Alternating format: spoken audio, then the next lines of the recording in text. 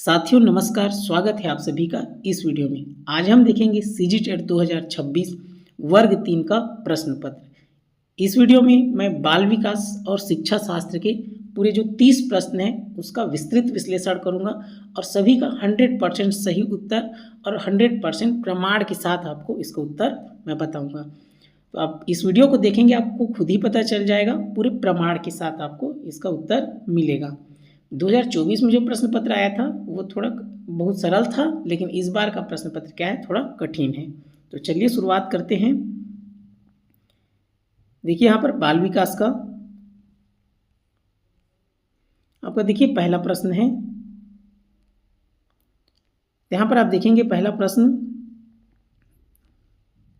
इसमें लिखा है, देखिए मैस्लो के अनुसार निम्नांकित को सही क्रम में व्यवस्थित करें। सुरक्षा आवश्यकताएं, जैविक एवं शारीरिक आवश्यकताएं, अपनेपन और प्रेम की आवश्यकताएं, आत्मबोध सम्मान की आवश्यकता। तो यहाँ पर देखिए ये दिया है आपको, ये 4 ऑप्शन दिया है। तो इसमें आप ध्यान देंगे, इसका उत्तर जो है ऑप्शन ए है। इसको क्रम से जमाना रहता है। अब देखिए इसका प्रमाण के साथ आपको उत्तर बता रहा हूँ। यहाँ पर आप देखेंगे ये मैस्लो का मांग का सिद्धांत है। यहाँ पर आप देखेंगे, यहाँ पर देखिए मैस्लो का मांग का सिद्धांत, ये सबसे पहले आपका है। यहाँ पर देखेंगे शारीरिक आवश्यकताएं हैं, तो इसको क्रम से आप जमाएंगे ना, उसमें दिया है शारीरिक अवस्थाएं। उसके बाद क्या आएगा, सुरक्षा। उसके बाद आएगा आपका क्या, प्यार और अपनापन। उसके बाद आएगा आत्म सम्मान। 4 ठो दिया है इसमें। तो यहाँ पर आप देख लेंगे ऑप्शन ए इसका सही उत्तर है। देखिए क्या दिए, LKMON इसका सही उत्तर है ये वाला। तो सबसे पहले बताइए, जैविक एवं शारीरिक आवश्यकता है, दैहिक में आ जाएगा। उसके बाद आपका क्या आएगा, सुरक्षा आवश्यकताएं दिया है। उसके बाद क्या है, सम्मान, और लास्ट में है आत्मबोध। क्लियर हुआ? तो ये इसका उत्तर है, ये पहला का।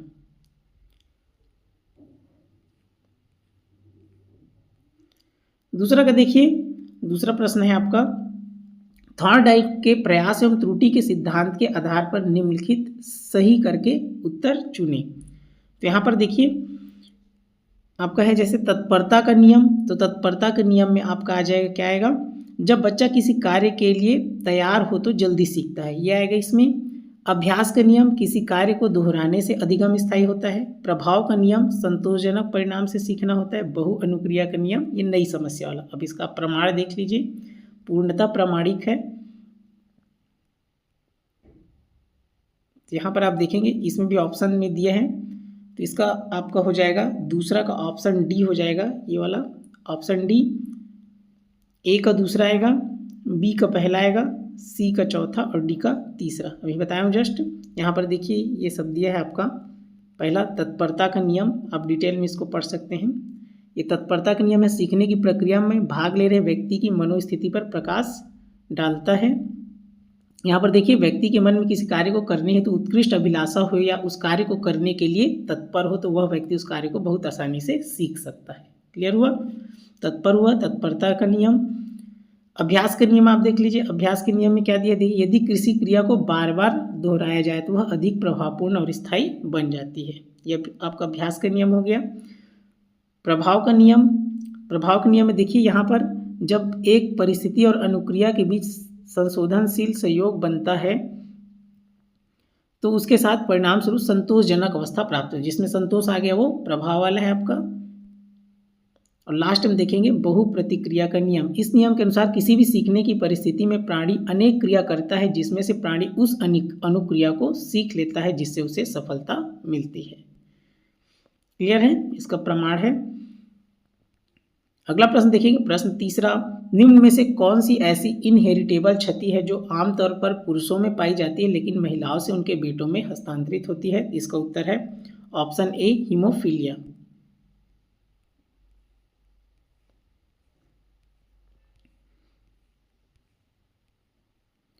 यहाँ पर देखिए हीमोफीलिया, हीमोफीलिया एक एक्स लिंक्ड अप्रभावी है अनुवांशिक विकार है, जिसका अर्थ है इसके जीन एक्स गुणसूत्र पर स्थित होते हैं। इस प्रकार ऑप्शन ए इसका उत्तर है। अगला प्रश्न देखेंगे, प्रश्न चौथा, सीखने के व्यवहारवादी सिद्धांत के संदर्भ में निम्न में से कौन सा कथन सही है? तो यहाँ पर देखेंगे इसका ज्ञान सामाजिक, इसमें व्यवहारवादी सिद्धांत बोला है, व्यवहारवादी याद रखेंगे। तो इसका आपका उत्तर होगा व्यवहारवादी में आएगा साहचर्य के द्वारा अधिगम आएगा और पुनर्बलन के द्वारा व्यवहार को आकार देना। तो इसका उत्तर होगा आपका के और एम। तो के और एम किस में है? ऑप्शन बी में।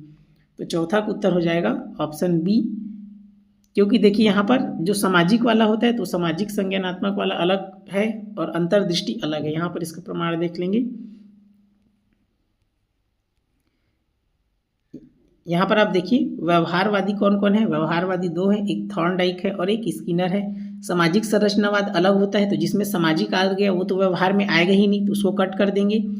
और इस प्रकार देखिए, और एक है उसमें क्या दिया है, सामाजिक वाला उसमें नहीं आएगा। और एक दिया है आपका अंतर्दृष्टि का सिद्धांत, जैसे उसमें दिया है।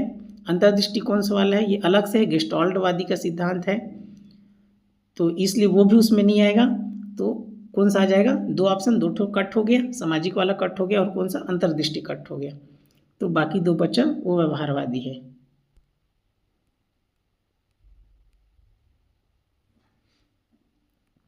अगला देखेंगे, मास्लो के आवश्यकताओं के पदानुक्रम को क्रम से व्यवस्थित कीजिए। इसको पहला ही प्रश्न में है सेम। तो पहले इसका कौन सा आता है आपका? दैहिक आता है। दैहिक के बाद कौन सा आता है? सुरक्षा आता है। सुरक्षा के बाद आपका कौन सा आता है? प्रेम। और आपका ये देखेंगे इसका प्रमाण पांचवा का है आपका ऑप्शन ए। पहला आएगा आपका दैहिक, दैहिक के बाद सुरक्षा, उसके बाद आएगा प्रेम और अपनापन आएगा, उसके बाद आएगा आपका सम्मान, उसके बाद आत्म साक्षात्कार। देखिए यहाँ पर इसको देख लेंगे, इसको आपको याद रखना है तो आपसे ये बन जाएगा। क्लियर है? ये प्रामाणिक बुक है आपका, देख लीजिए। पहले कौन सा है? शारीरिक आवश्यकता है, फिर सुरक्षा, फिर प्यार और अपनापन, उसके बाद आत्मसम्मान है। क्लियर हुआ?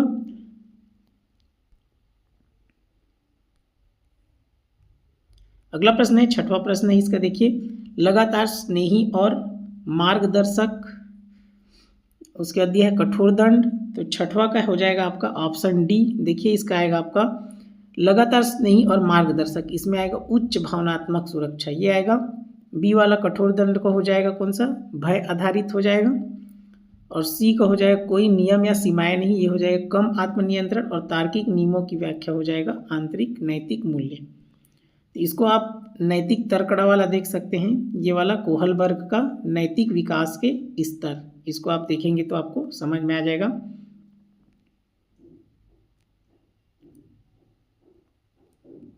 ये वाला, ये दोनों कोहलबर्ग का जो नैतिक विकास का तीनों चरण है, इसको आप देखेंगे आपको ये समझ में आ जाएगा। जैसे ये देखिए दंड से बचाव वाला है आपका दंड अभिविन्यास।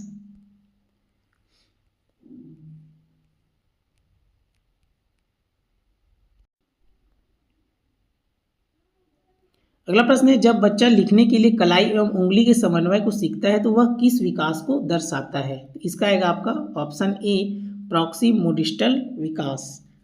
यहाँ पर देखिए इसका प्रमाण, यहाँ पर आप देखेंगे इसमें दो प्रकार का होता है, एक सूक्ष्मगामक और एक स्थूल होता है। तो यहाँ पर देखिए कलाई एवं हाथ का इस्तेमाल किस में कर रहा है, यहाँ पर देख लीजिए ये आपका ये वाला है प्रॉक्सिमोडिस्टल विकास क्रम। तो इसमें ये बोला है उंगली और कलाई वाले, यहाँ पर आप देख लेंगे ये किसी वस्तु को पकड़ना था उसे दोनों हाथों से पकड़ लेना, अंगूठे और तर्जनी से छोटी वस्तुओं को पकड़ना, तो ये किस में आएगा? प्रॉक्सिमोडिस्टल में।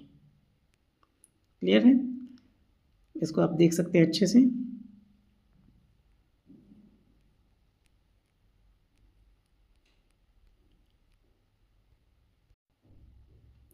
आठवां प्रश्न है, बाल विकास को प्रभावित करने वाला कारक नहीं है बोल रहे थे। इसको बाल विकास प्रभावित कौन करेगा? जैविक कारक, सामाजिक कारक, भौतिक कारक। तो ये राजनीतिक कारक नहीं करेगा प्रभावित, इसलिए यही इसका उत्तर है ऑप्शन सी।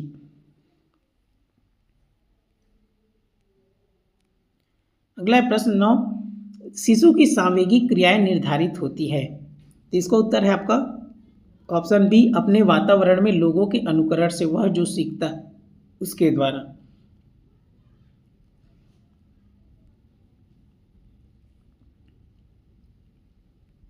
अगला प्रश्न है प्रश्न 10, यहाँ पर देखिए दिया है आपका कारण सही विकल्प चुनना है। भूख, प्यास और नींद जैसे प्राथमिक उद्देश्य जन्मजात और प्राकृतिक प्रवृत्तियां और जीवित रहने के लिए आवश्यक है। बी में दिया है मानव व्यवहार केवल जन्मजात जैविक प्रवृत्तियों से ही संचालित होते हैं। इसमें दिया है देखिए कारण, तो इसका हो जाएगा आपका ऑप्शन, इसका सी सही उत्तर है। देखिए ए सत्य है और आर असत्य है। इसका यहाँ पर ये वाला सत्य है, आर क्या है, मानव व्यवहार केवल जन्मजात जैविक प्रवृत्तियों से ही संचालित होते हैं, तो ऐसा नहीं होगा। ए सत्य है, आर असत्य है।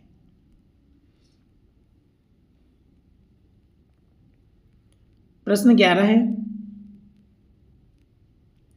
प्राकृतिक वातावरण में स्वाभाविक रूप से विकसित हो रहे समकक्ष या सहपाठियों के साथ सीखना विशेष आवश्यकताओं वाले बच्चों के लिए फायदेमंद क्यों माना जाता है? इसका उत्तर है आपका ऑप्शन, इसमें दिया है देखिए, इसका ऑप्शन बी सही उत्तर है, KLM।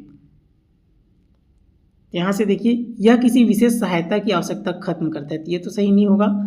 ये जो है यह बच्चों को रोजमर्रा की परस्पर क्रिया या अंतःक्रिया से सीखने में मदद करता है। यह समकक्षीय सहपाठियों में सहनशीलता और स्वीकृति बढ़ाता है। यह सामाजिक कौशल को बढ़ावा देता है। तो पहला सही नहीं होगा, बाकी तीनों सही हैं, तो इसका उत्तर है ऑप्शन सी। ऑप्शन इसका बी रहेगा, याद रखेंगे, ऑप्शन बी इसका सही उत्तर है।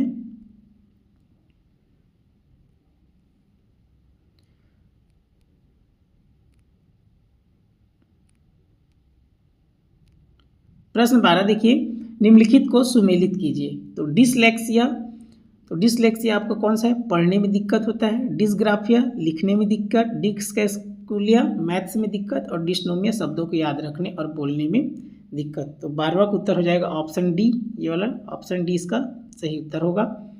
यहाँ पर आप देख सकते हैं इसका प्रमाण, देखिए अधिगम अक्षमता, यहाँ पर डिसलेक्सिया पढ़ने संबंधी, डिसग्राफिया लेखन संबंधी, डिसकैल्कुलिया गणितीय संबंधी, डिस्फेजिया वाक संबंधी, डिस्प्रेक्सिया इस प्रकार ये दिए हैं।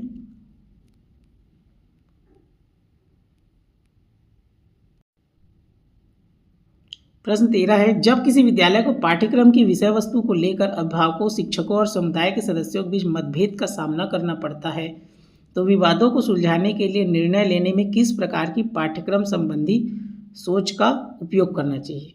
यहाँ पर देखिए विवाद की स्थिति आती है, तो देखिए यहाँ पर आप ऑप्शन बी इसका सही होगा, शिक्षा के नैतिक, आचरिक, सदाचार और सामाजिक उद्देश्यों पर विचार करना चाहिए। बाकी ये नहीं होगा, जिन विषय पर अधिकांश लोग सहमत हो केवल उन्हीं को शामिल करने पर विचार, ये नहीं होगा। सभी विवादास्पद विषयों को हटाने पर विचार, ये भी नहीं होगा। राज्य द्वारा निर्धारित पाठ्यक्रम का सख्ती से पालन करने पर विचार, ये भी नहीं होगा। ऑप्शन बी इसका सही उत्तर है। अगला प्रश्न है, नीचे दिए गए कथन कारण दिया है, दर्शन शास्त्र पाठ्यक्रम विकास का प्रारंभिक बिंदु है। दर्शन शास्त्र शिक्षा का सामान्य सिद्धांत है जो विद्यालयी शिक्षा के लिए एक संपूर्ण विश्व दृष्टि प्रदान करता है। इसका है ऑप्शन ए, कथन ए और आर दोनों सत्य है, आर ए की सही व्याख्या है। अगला प्रश्न है, वैज्ञानिक अन्वेषण के चरणों का सही क्रम क्या है? तो इसका है ऑप्शन सी सही उत्तर है, समस्या की पहचान, पहले समस्या की पहचान करेंगे, उसके बाद परिकल्पना करेंगे, फिर परीक्षण करेंगे, उसके बाद क्या निकलेगा, निष्कर्ष निकलेगा। तो ऑप्शन सी इसका सही उत्तर है।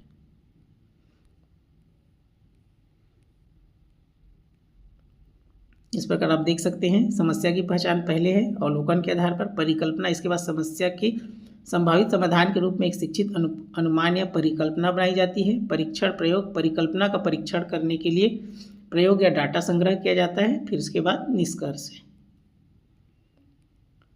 अगला प्रश्न है, तंत्रिका परिपक्वता का सही क्रम निर्धारित कीजिए। इसका उत्तर है ऑप्शन बी, इसका उत्तर है KMLNO। तो के पहले आएगा, फिर M, उसके बाद आएगा आपका L, फिर N, फिर O। तो यहाँ पर देखिए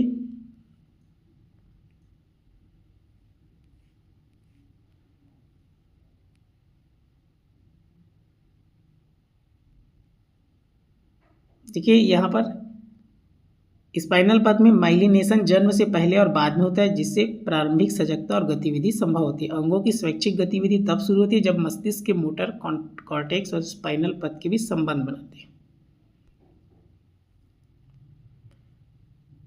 अगला प्रश्न है, पियाजे के अनुसार बच्चों में सोच के विकास की विशेषताएं कौन सी होती है? तो जीन पियाजे का है, तो जीन पियाजे के याद रखेंगे, बच्चे अपने अनुभव और परिवेश के आधार पर ज्ञान का निर्माण करते हैं, जीन पियाजे का कथन है।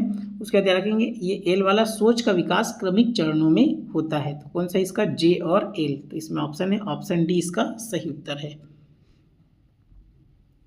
यहाँ पर देख लीजिए इसका प्रमाण इस प्रकार, जैसे कि उसमें क्या होता है, चरणों पर होता है, जैसे कि ये जीन पियाजे का है, चरण बाई चरण होता है, पहले संवेदी ग्रामक, फिर मूर्त पूर्व संक्रियात्मक, उसके बाद मूर्त संक्रियात्मक, फिर औपचारिक संक्रियात्मक अवस्था, इस प्रकार चरण में होता है। जीन पियाजे का है ये।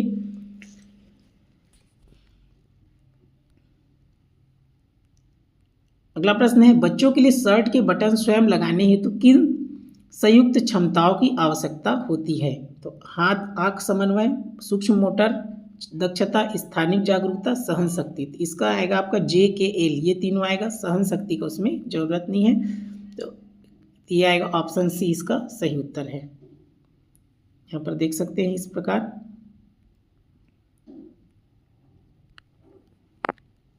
ये आपका सूक्ष्म गामक वाला बताया है।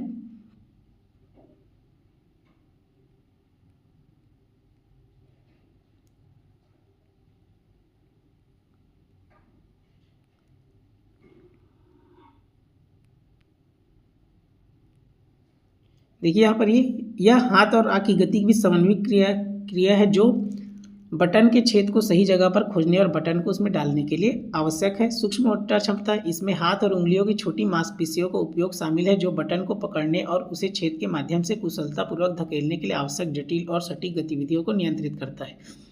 स्थानिक जागरूकता, यह किसी वस्तु और स्वयं के बीच की स्थान को समझने की क्षमता है, जो बच्चे को यह आकलन करने में मदद करती है कि बटन और छेद कहाँ स्थित है, उन्हें कैसे संरेखित किया जाए। सहन शक्ति, यह एक शारीरिक विशेषता है, लेकिन बटन लगाने जैसे विशिष्ट कार्य के लिए यह मुख्य संयुक्त क्षमता नहीं है, क्योंकि यह अपेक्षाकृत त्वरित कार्य है। तो इसलिए ये तीनों जो है इसमें आएगा। अगला देखिए, संज्ञानात्मक विकास में शामिल है, तो इसका है ऑप्शन बी सही उत्तर है, जे के एम एल, विकेंद्रण, वस्तुपरक स्थायित्व और पारगमनात्मक चिंतन, तर्कयुक्त चिंतन। तो ये चारों आ जाएगा आपका संज्ञानात्मक विकास में। आप देखेंगे तो जीन पियाजे का,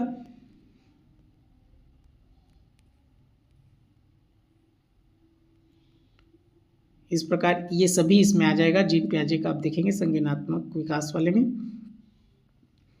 अगला प्रश्न है, विशेष आवश्यकता वाले बच्चों से जुड़े नीचे दिए गए अधिनियमों और नीतियों को कालानुक्रमिक क्रम सबसे पहले सबसे बाद तक में लगाएं। तो इसको क्रम से आपको जमाना है। तो यहाँ पर आप देखेंगे 20 का है, ऑप्शन सी इसका सही उत्तर है, MOLNK। पहले कौन सा आएगा, M, उसके बाद आएगा O दूसरे नंबर पर आ जाएगा, उसके बाद L तीसरे नंबर पे आ जाएगा, उसके बाद आ जाएगा आपका N चौथे नंबर पे आ जाएगा, K पांचवें नंबर पे आ जाएगा। यहाँ पर देखिए इसका प्रमाण,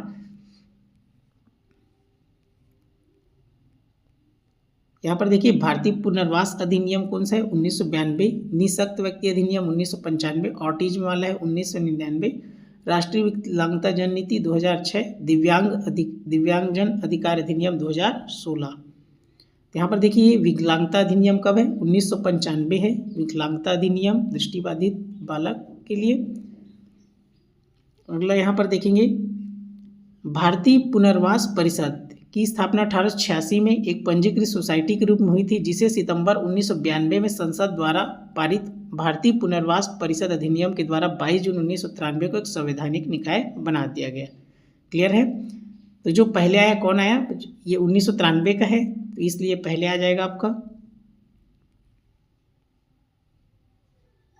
ये भारतीय पुनर्वास परिषद की स्थापना कब हुई, यहाँ पर आप देख लेंगे 1993।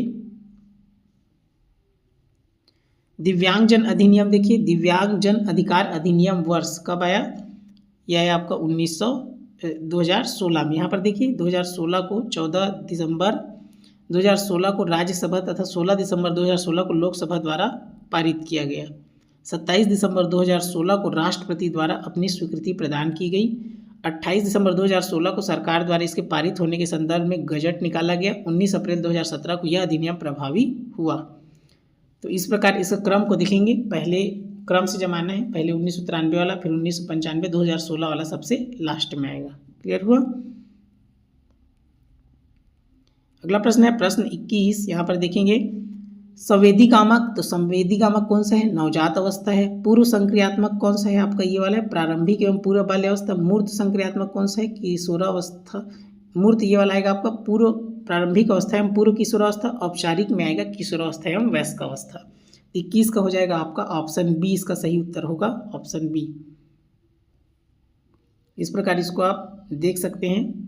देखिए संवेदीकामक सबसे पहले आता है जन्म से 2 वर्ष, फिर पूर्व संक्रियात्मक आता है 2 से 7, मूर्त संक्रियात्मक आता है 7 से 12, औपचारिक संक्रियात्मक आता है 11 से 15। क्लियर है। तो क्रम से उसको जमाना है बस। अगला प्रश्न दिया बच्चों द्वारा बनाई गई वैकल्पिक अवधारणाओं के संदर्भ में निम्न में से कौन सा कथन सही है? ये अवधारणाएं निराधार होती है, इन्हें अनदेखा करना चाहिए, तो ये तो नहीं होगा। ऑप्शन बी इसका सही होगा, वैकल्पिक अवधारणाएं बच्चों के सीखने की क्षमता में मध्यस्थता करने में सहायक है, तो ऑप्शन बी इसका सही उत्तर है। अगला प्रश्न है एक विद्यार्थी जिसका पैर कटा हुआ है, टूटा हुआ है, कक्षा में घूमने के लिए व्हील चेयर का उपयोग करता है। विश्व स्वास्थ्य संगठन के अनुसार कौन सी परिस्थितियां इस स्थिति का सबसे अच्छा वर्णन करती है? तो इसका उत्तर हो जाएगा ऑप्शन सी सही होगा, क्षति, दिव्यांगता या निःशक्त और अक्षमता या विकलांगता। ऑप्शन सी इसका सही उत्तर होगा। यहाँ पर देखेंगे आपका, देखिए क्षति मतलब इसका तात्पर्य शरीर के कार्य या संरचना में किसी समस्या से है, जैसे कि किसी अंग का न होना। दिव्यांगता क्या है? यह वह कठिनाई है जो किसी व्यक्ति को चलने या कक्षा में घूमने जैसी गतिविधियों को करने में हो सकती है। अक्षमता या विकलांगता यह एक ऐसी समस्या है जिसका सामना कोई व्यक्ति जीवन की विभिन्न परिस्थितियों में भागीदारी के दौरान कर सकता है। अगला प्रश्न है, देखिए कथन कारण दिया है लोकतांत्रिक परिवारों में समाजीकृत बच्चे आमतौर पर अधिक आत्मसम्मान और बेहतर सहपाठी संबंध दिखाते हैं। लोकतांत्रिक पालन पोषण, खुली बातचीत, साझा निर्णय और भावनात्मक गर्माहट को बढ़ावा देता है, जो स्वस्थ व्यक्तित्व के गुणों के विकास में मदद करता है। तो ऑप्शन ए इसका सही होगा। ए और आर दोनों सत्य है, आर ए की सही व्याख्या है।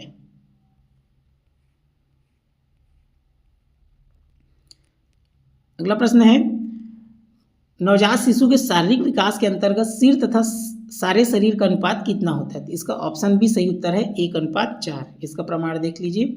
यहाँ पर देखिए ये प्रमाणिक बुक है। यहाँ पर आप देखेंगे जन्म के समय सिर की लंबाई कुल शरीर की लंबाई की 1/4 होती है। यहाँ पर लिखा है आपका देख लीजिए 1/4 होती है, तो क्या आएगा इसका 1:4 इसका सही उत्तर है। अगला प्रश्न है कोहलबर्ग के नैतिक विकास के किस चरण में व्यक्ति अपने व्यवहार के परिणाम के बजाय दूसरों की अपेक्षा अनुसार कार्य करता है? तो आप कोहलबर्ग का इसके नियम को देखेंगे तो इसका आएगा ऑप्शन, इसका सी सही उत्तर है परंपरागत चरण। ऑप्शन सी सही उत्तर है परंपरागत चरण। देखिए इसका प्रमाण आप देख लीजिए। यहाँ पर देखिए परंपरागत स्तर, तो कोहलबर्ग ने परंपरागत नैतिक विकास के स्तर को 2 उपासनों में बांटा है, उप सोपानों में। यहाँ पर देखिए इस स्तर पर बालक दूसरे व्यक्तियों की भावनाओं एवं इरादों के अनुसार कार्य करके उस व्यक्ति की निगाह में अच्छा बनकर कार्य करने की भावना से प्रेरित होकर कार्य करता है। क्लियर हुआ? तो कौन सा आएगा आपका परंपरागत स्तर में, उसका आएगा सही। 27वां प्रश्न देखिए, नीचे दिए गए कारण दिया है कथन और कारण। बच्चे हाथों हाथ अनुभव और सक्रिय भागीदारी के माध्यम से सबसे अच्छा सीखते हैं। जब बच्चे सीखने की प्रक्रिया में सक्रिय रूप से शामिल होते हैं तो उनके संज्ञानात्मक विकास में तीव्रता होती है। तो ऑप्शन ए इसका सही उत्तर है। ए और आर दोनों सत्य है, आर ए की सही व्याख्या है।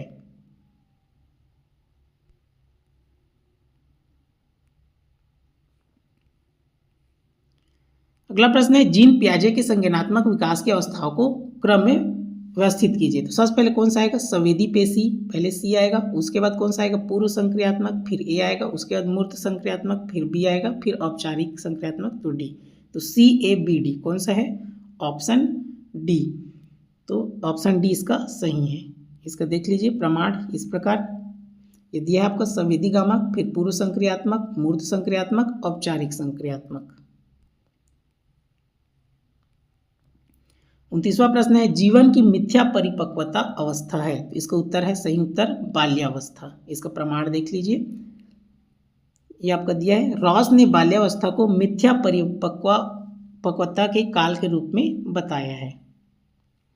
अंतिम प्रश्न है बाल विकास का, संज्ञान से तात्पर्य क्या है? केवल रटने की शक्ति नहीं है, केवल शारीरिक विकास ये भी नहीं है। ऑप्शन बी इसका सही उत्तर है मानसिक क्रियाएं जैसे सोचना, समझना और याद रखना। तो ये रहा आज का, इसमें से पूरे 30 प्रश्न है उसका एकदम सटीक उत्तर और पूर्णता प्रमाण के साथ।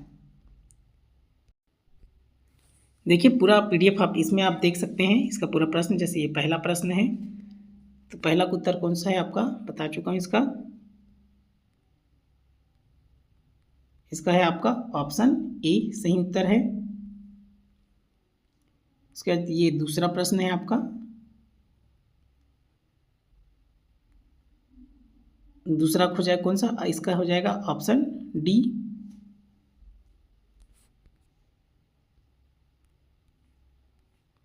उसके बाद ये आपका ऑप्शन प्रश्न तीसरा है ऑप्शन ए। प्रश्न चौथा है, चौथा प्रश्न है, चौथा हो जाएगा कौन सा, ऑप्शन बी।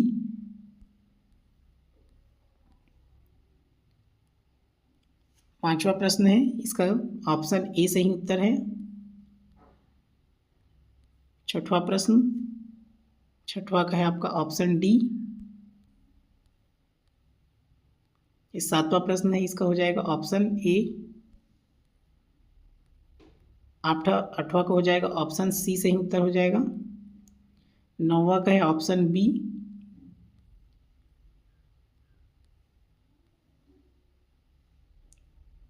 दसवां का है आपका ऑप्शन सी।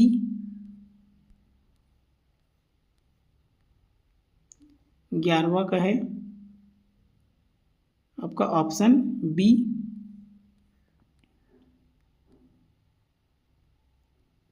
12वां का उत्तर है ऑप्शन डी। 13वां का है आपका ऑप्शन बी सही उत्तर है। 14 का है 14 का ऑप्शन ए सही उत्तर है। और क्वेश्चन 15 का है ऑप्शन सी सही उत्तर है। 16वां का है आपका सही उत्तर ऑप्शन बी। 17 का है आपका ऑप्शन डी सही उत्तर है, जे और एल।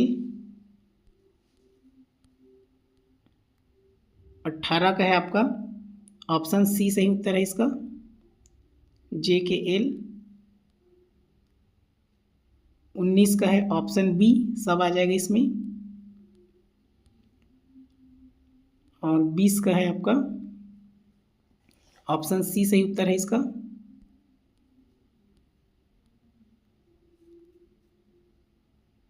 21 का है ऑप्शन बी। 22 का है ऑप्शन बी सही उत्तर है। 23 का ऑप्शन सी सही उत्तर है।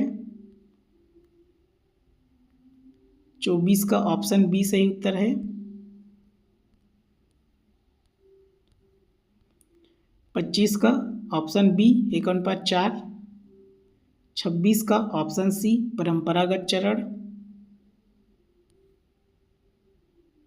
27 का ऑप्शन ए।